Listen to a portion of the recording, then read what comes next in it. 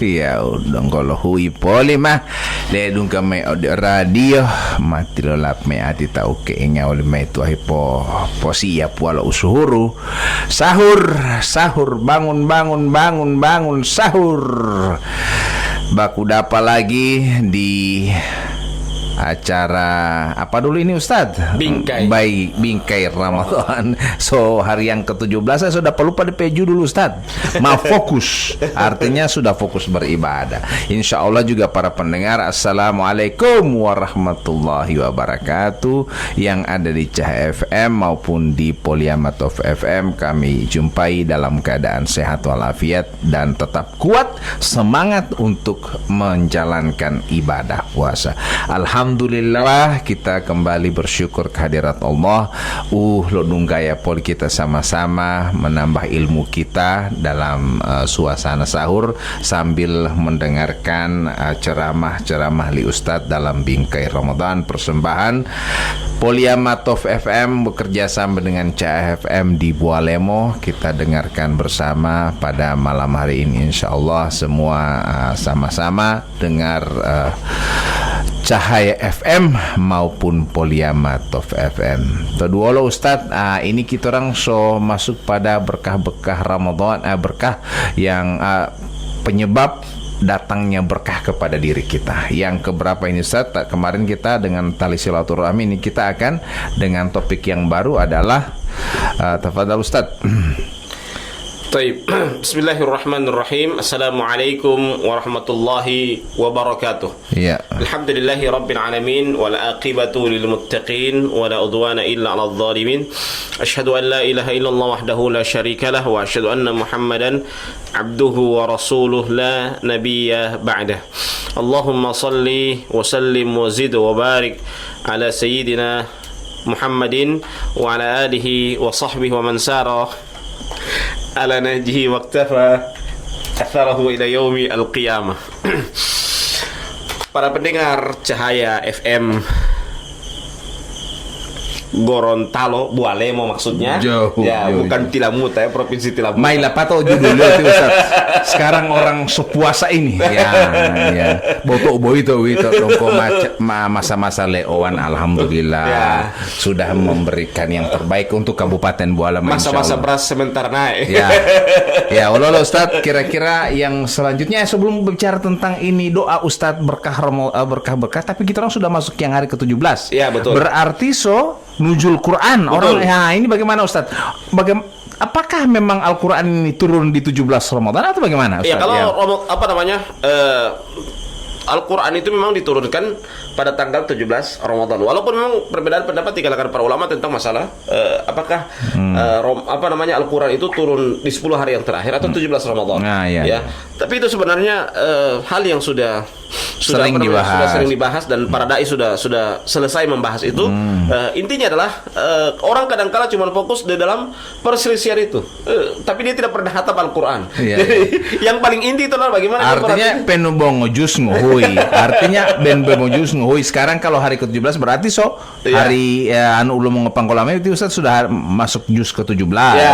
Atau kalau misalnya dia 1 hari 2 juz atau 3 juz, harusnya tanggal 15 itu dia selesai. Putaran yang kedua. Putaran kedua benar ya. Jadi bukan cuma pilpres ya orang pingin pembuta lah omulwa boti Quran ya. Pertanyaan bela mengadi di ambil bomu ada Quran ini. Pembuta lah sebenarnya boti Quran turun pokoknya bulan Ramadan. Ada sebenarnya tanggal 17 Ramadan.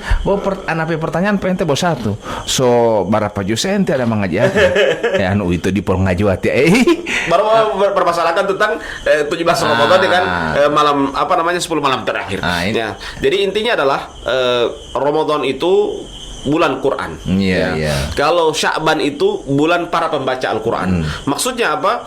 Kalau bulan Sya'ban dan bulan Ramadan, memang kita harus jaga untuk membaca Al-Quran. Bagaimana mungkin kita mengatakan bulan Ramadan bulan Al-Quran, namun kita tidak pernah menyentuh Al-Quran? Ya, ini kan sangat menyedihkan sekali. Harusnya ketika bulan Ramadan masuk kepada kita, maksudnya kita sudah masuk dalam bulan suci Ramadan, maka tentunya kita lebih memperhatikan juga amalia-amalia kita setelah kita melaksanakan sholat, setelah kita hadir di majelis ta'lim, setelah kita hadir di masjid, kita punya amalia pribadi dengan menjalankan, mengkhatamkan, punya target-target khusus dalam membaca Al-Quran, menghatamkan Al-Quran. Itu yang paling penting. Iya. Nah ini Ustadz ada yang bertanya kepada saya, wanu mau ngaji beti, artinya membaca Al-Quran itu, apakah kita orang perlu untuk tahu artinya, atau beda dengan orang yang penting baca Al-Quran sampai 30 juz.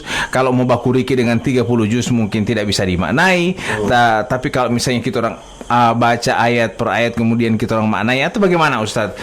Di mana letak perbedaannya sehingga ulama yang penting ulah beti uti penobong ayat itu ayat tapi ana bisa pahami DP itu daripada ente baca ayat pertama sampai terakhir tapi dia lemak bekas, artinya bahwa jadi beda antara tadarus dengan tadarus. Ini bagaimana Ustaz? Artinya ada juga yang satu hari itu satu juz, satu hari satu juz, tapi tidak tanpa makna. Ada juga yang walaupun tidak sampai satu juz tapi dia tahu artinya, dia bisa mana. Ini bagaimana Ustaz? Begini ya. Kita hatamkan dulu bacaan Al-Quran karena bulan Ramadan ini adalah bulan Al-Quran. Nah, kita baca dulu semuanya. 11 bulan yang akan datang itu pertaruhan. Apakah kita benar-benar orang yang lulus di bulan suci Ramadan atau tidak?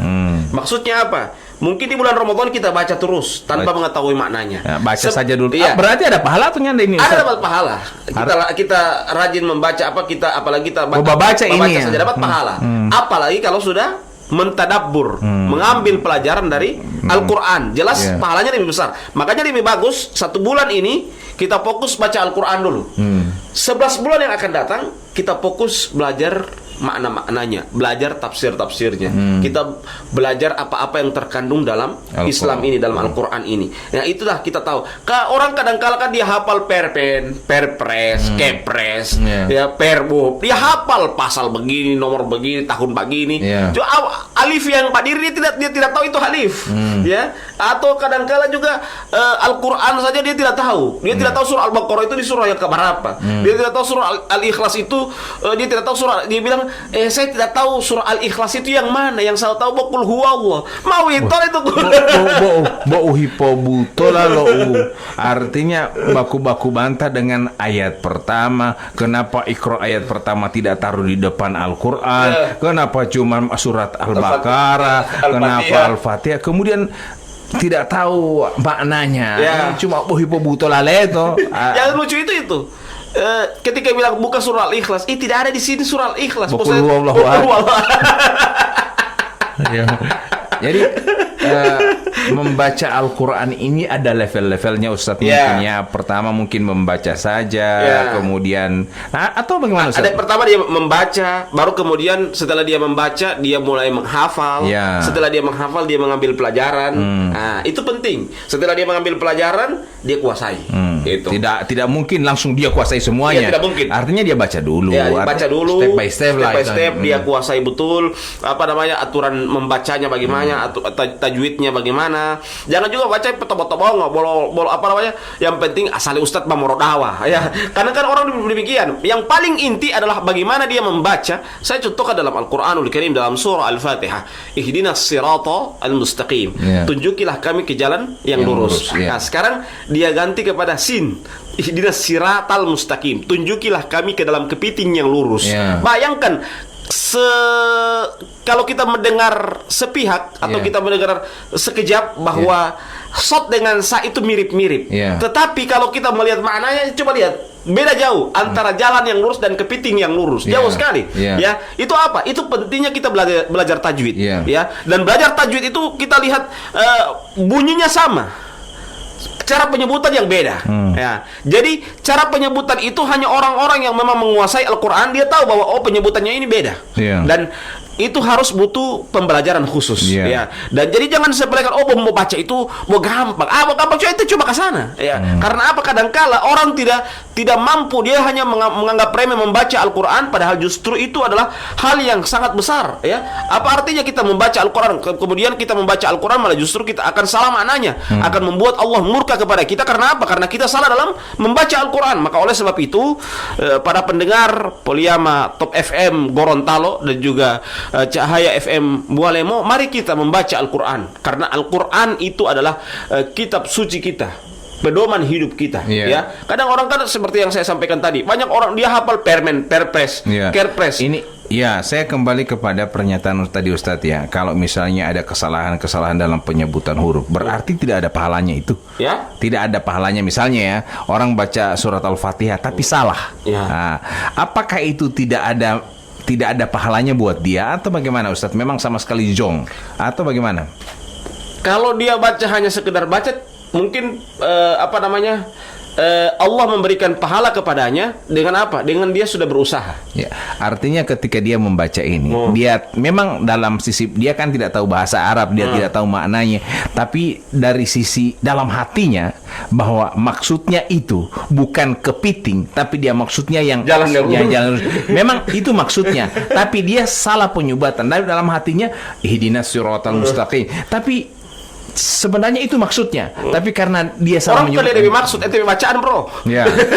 Iya. Dia bacaannya itu salah, tapi maksudnya berarti dia dapat dosa atau bagaimana? Jelas dapat dosa. Jadi tujuan yang baik juga harus lisan yang baik. Itu Al-Quran. Ya. Jadi bukan berarti kalau kayak begini, orang ketika membaca Al-Fatihah, kata Nabi Muhammad SAW apa? La sholata liman lam yaqra' bi fatihatil kitab. Tidak sah sholat seseorang ketika dia tidak membaca surah Al-Fatihah. Tidak membaca ini dua. Yang pertama dia memang tidak membaca, yang kedua dia salah dalam membaca Al-Fatihah. Ya, maka itu pentingnya kita membaca Al-Fatihah. Bayangkan kalau Al-Fatihahnya rusak, dia sementara jadi imam. Ya, itu akan merusak sholatnya. Ya, kata Nabi itu tadi, la sholata liman lam yaqra' bi fatihatil kitab. Tidak sah sholat seseorang ketika dia tidak membaca surah Al-Fatihah. Ya, jadi bayangkan ini kerusakan dalam sholat. Kita anggap sepele, kan ini cuma sholat ya. Ini hal yang biasa menurut kita. Tapi karena kita bilang tujuan kan kita baik. Ya betul, ente tujuan baik. Kecuali ente memang so belajar tajwid. Cuman karena sudah lansia, gigi juga rontok, ya. Akhirnya bacaan juga suruh bacaan bapu-bapu. Ya, itu tidak mengapa karena dia uzur. Tapi dia ketika dia muda dia bacaan bagus. Oh, berarti ini bukan gara-gara dia salah dalam membaca, tetapi keadaan dia membuat DP bacaan sudah jadi begini. Ya. Jadi tidak semudah yang dibayangkan. Yeah. Nah, Ustadz, kalau misalnya saya karena ini penting sekali buat kita dalam hal membaca Al-Quran. Kalau kita berimam kepada imam yang salah-salah Fatihahnya saja, tidak usah bicara yang lain-lain, ayat-ayat yang lain, tapi Fatihahnya saja salah, berarti saya sebagai makmum akan salah juga dalam sholat atau bagaimana posisinya? Iya, kalau dia salah, kita mau luruskan, tapi tidak enak kalau semua sudah dengar sama-sama. Iya, tidak kalau mungkin. dia salah, baginya kesalahan itu. Ya, kalau makmum, dia ketika imamnya salah, makmum dalam keadaan aman-aman saja. Tapi terancam juga dia sebagai sebagai makmum, sholatnya juga akan rusak karena imamnya salah dalam baca. Nah, sebagai makmum kita memperbaikinya bagaimana, Ustadz? Apakah kita mengikuti atau bagaimana, Ustadz ya? Kalau saya pribadi pernah saya di satu tempat saya sholat, kebetulan yang imam ini masih muda, saya lihat masih muda. Karena bacaan Al-Fatihahnya bagus, saya batalkan sholat saya. Bacaan Fatihahnya rusak, saya batalkan sholat saya. Saya sholat sendiri. Saya selesaikan dulu sholatnya, saya buang air dulu, saya pulang makan, nanti habis sholat mereka keluar, saya datang kamar ulang. Ya, supaya jangan sampai juga jadi ribut. Sementara imam yang membaca Al-Fatihah, saya juga di belakang membaca Al-Fatihah. Saya selesaikan dulu mereka sholat, kemudian saya sholat lagi. Ya, karena apa? Karena kita mau sholat ini kan cari sahnya sholat kita.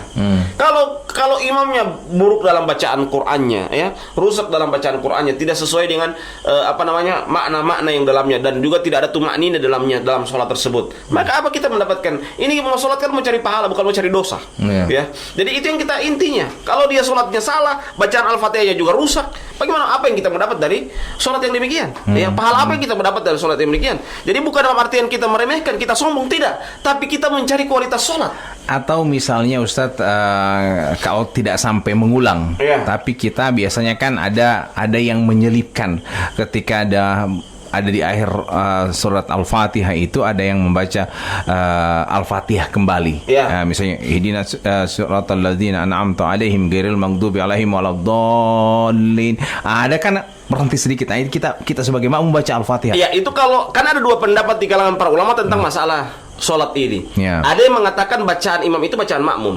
Ya, ada yang mengatakan ketika imam sudah menayati, maksudnya membaca ayat, ya makmum disyariatkan untuk membaca surah Al-Fatihah. Berarti dia menganggap bacaan Al-Fatihah imam sendiri, dia punya sendiri, kita punya sendiri. Maksudnya begitu, makmum punya sendiri. Sehingga ketika waladdallin, imamnya sudah sementara membaca ayat surah, membaca surah, maka dia membaca surah Al-Fatihah. Ada yang yang bahaya itu yang bacaan imam, bacaan makmum yang dia yakini. Maksudnya imam membaca, dia tidak perlu baca lagi surah Al-Fatihah. Dia menganggap dia sudah istilahnya dia sudah wakilkan sama imam bahwa ente bacaan Al-Fatihah sama dengan kita bacaan kalau bagi. Kalau benar tidak apa-apa, tapi kalau salah maka sholatnya terancam. Artinya begitu. Berarti daripada kita mengulang kembali, jadi itu Ustadz itu yang tadi, kalau misalnya imamnya agak panjang, memberikan jeda untuk membaca Al-Fatihah kembali, itu kita baca kembali, tidak perlu harus mengulang, ya begitu Ustadz ya. Ada beberapa kemungkinan. Cuman selama ini kadangkala rata-rata makmum itu bacaan imam itu bacaan makmum.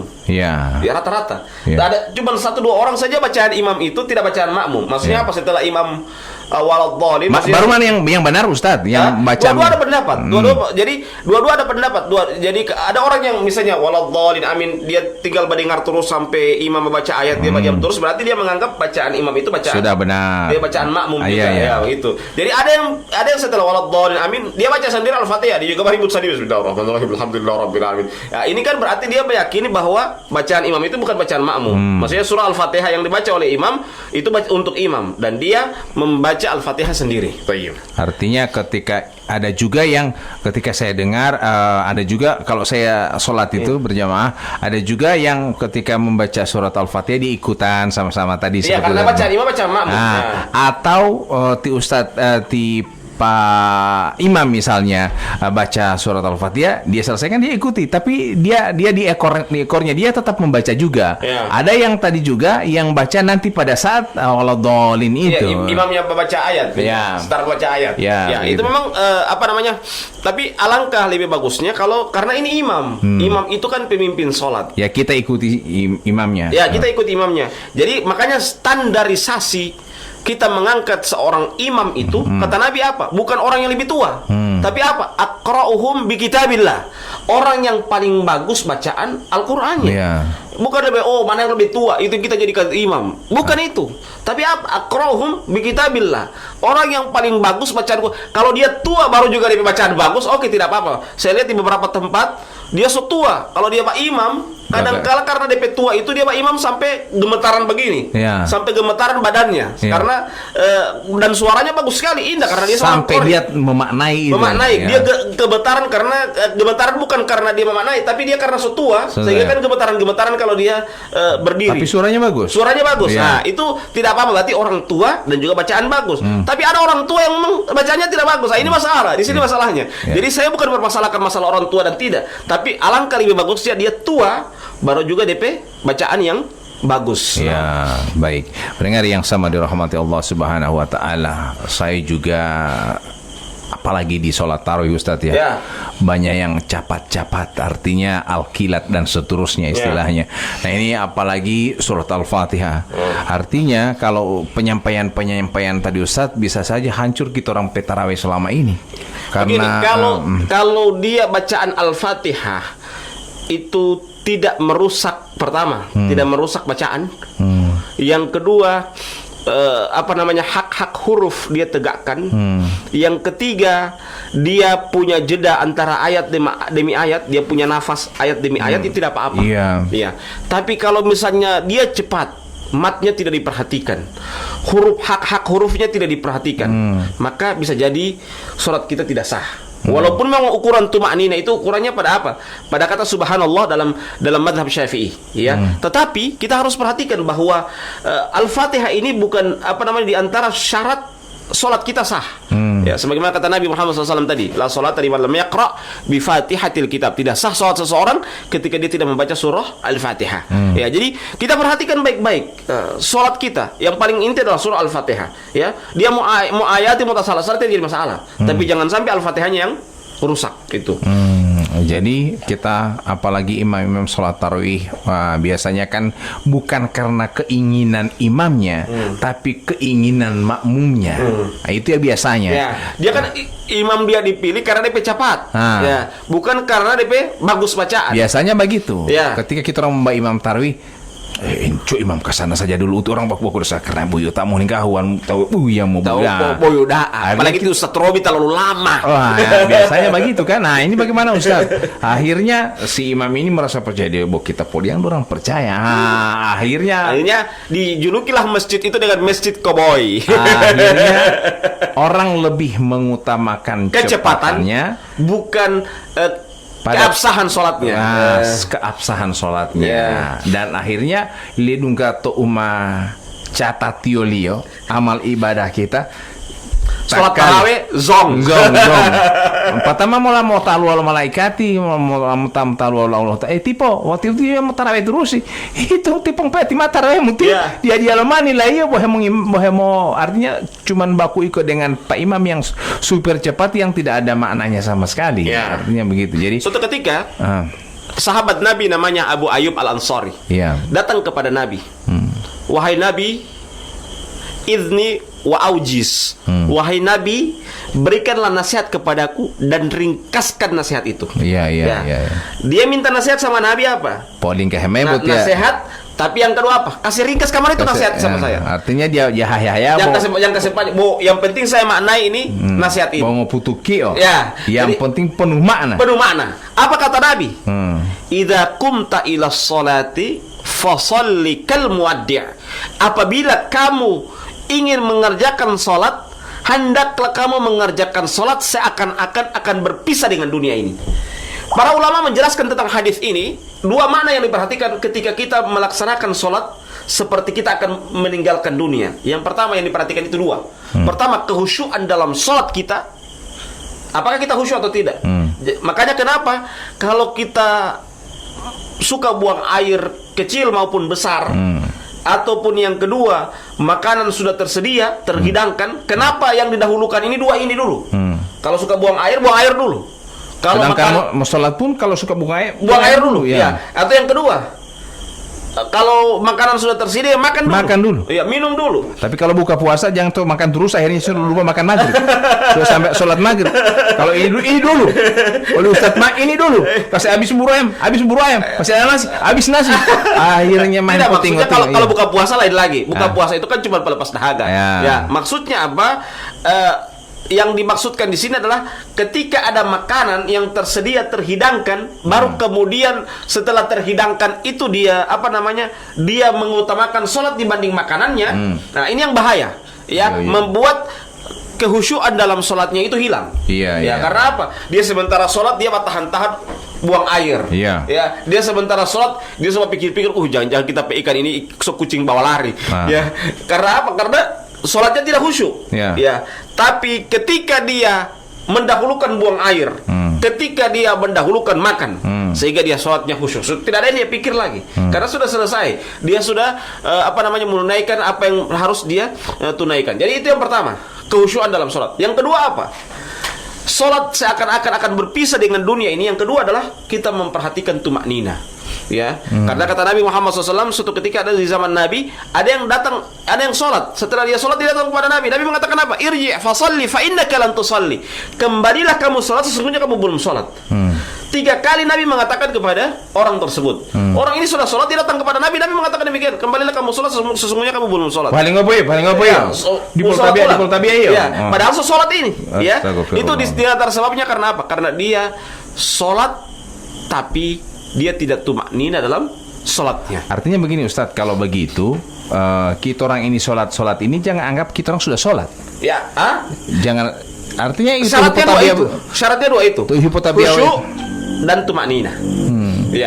Kalau tidak tumanina, kita masuk hadis itu. Sudah merasa sudah sholat, tapi belum sholat. Dalam surat Al-Ma'un kalau tidak salah itu Fawailul musallin. Ya. Kalau itu lagi menunda-nunda sholat. Ya. Tapi kalau ini orang yang sholat, tapi Nabi bilang apa?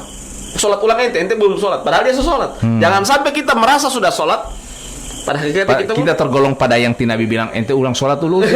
Ulang sholat, ente belum sholat. Padahal sholat ini.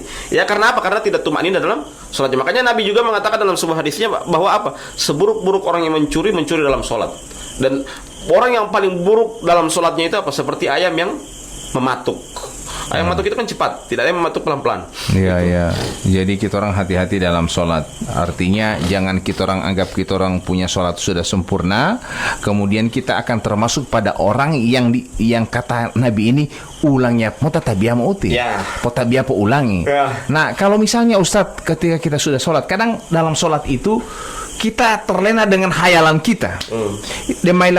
Assalamualaikum. Oh, ikut terus dengan imam. Artinya sedangkan ayat yang digunakan oleh imam di ayat pertama dan kedua itu kita orang di rakaat pertama dan kedua kita orang tidak tahu. Pokoknya mau amin ikut saja dalam hayalan assalamualaikum sudah. Nah, kalau sudah sadar nanti sudah istighfar itu kemudian itu apakah kita orang sholat lagi atau bagaimana Ustadz? Ya apa namanya, kalau dia dalam hayalan seperti itu berarti dia tidak khusyuk dalam sholat. Iya, tidak khusyuk. Sama juga dengan begini nih. Orang pernah bertanya sama saya, Ustadz kenapa ya kalau saya beraktivitas yang lain fokus. Saya fokus. Tapi ketika mendengarkan khutbah saya tak tidur. Ya, kenapa demikian? Karena syaitan mengganggu. Ya, syaitan mengganggu. Makanya caranya kita melawan syaitan sebelum kita datang sholat Jumat kita tidur dulu. Tidur dulu supaya pada saat kita datang di masjid kita mandi. Setelah kita mandi kita datang di masjid, bukan kerja kita untuk tidur. Selain cerita poli ini Ustaz, sekarang sholat yang tadi bacaan-bacaan Jadi kembali ke situ adalah fokus di situ, maksudnya apa? Khusyuk dan tumaknina. Jadi orang melaksanakan sholat, kenapa dia menghayal? Karena apa? Karena tidak khusyuk dalam sholatnya.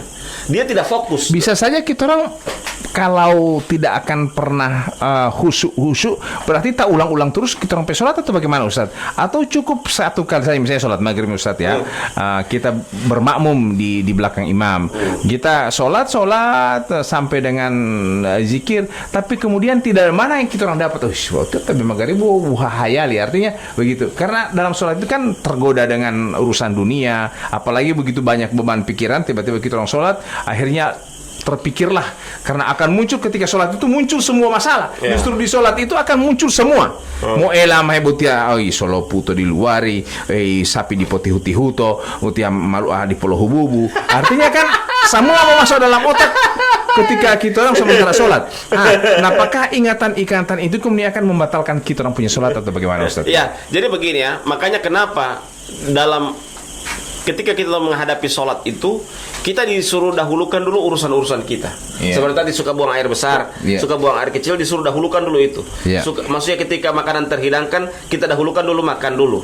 Kenapa itu? Supaya kita fokus. Ya, jadi kalau mau bahas sholat harusnya apa yang tak pikir Pak NTP otak semua ayam bahu bubu segala macam itu NTP urus dulu semua itu baru ente sholat. Kalau misalnya mau urus dulu itu kapan mau sholat? Ya, tidak sebelumnya diurus dulu sebelumnya sehingga tidak akan pernah selesai Ustaz. DP masalah ini kita sampai urusan dunia ini tidak akan pernah selesai. So tak urus ke sana semua ketika sholat memuncul kamar yang lain. Kasih sampingkan dulu itu. Mau 5 menit ini sholat. Baru lanjutkan nanti setelah berzikir, baru orang fokus dengan apa dulu yang saya dapat lupa tadi. Itu terampai kata-kata sebelum sholat Ustaz. Tapi kalau sesolat pasti ada saja yang memuncul dan itu kita orang hindari. Insya Allah banyak-banyak beristighfar, banyak berdoa sebelum sholat. Mungkin ada yang bilang pada saya kalau sebelum sholat ente baca surat An-Nas untuk supaya dilindungi dari godaan syaitan. Atau ada juga baca ta'awuz dan seterusnya supaya sholat kita ini bisa khusyuk. Wudunya diperbaiki. Jangan wudu tidak baik akhirnya dalam sholat karena wudu tidak baik akhirnya sholatnya rusak. Nah, karena terganggu oleh setan bisa masuk saja karena kita sampai wudu tidak baik kan. Ada peluang setan masuk. Artinya bulan Ramadan adalah bulan untuk kita membaca Al-Quran, kembali ke sana. Betul. Nah, ini tanggal 17 Ramadan mengingatkan kita kembali kepada turunnya Al-Quran. Betul. Nah, kita gunakan untuk betul-betul Ramadan ini, karena ini adalah bulan turunnya Al-Quran. Kita perbanyak membaca Al-Quran. Kalaupun kita belum lancar, kita perlancar di bulan suci Ramadan ini. Kita baca dulu, gampang itu memaknai dan seterusnya. Ada 11 bulan di belakang itu. Jangan sampai cuma fokus memaknai, akhirnya tidak Quran. Al-Fatihah saja. Baik, kita akhiri dengan bacakan doa kafaratul majelis. Subhanakallahumma bihamdika asyhadu an la ilaha illa anta astaghfiruka wa atubu ilaik. Wassalamualaikum warahmatullahi wabarakatuh.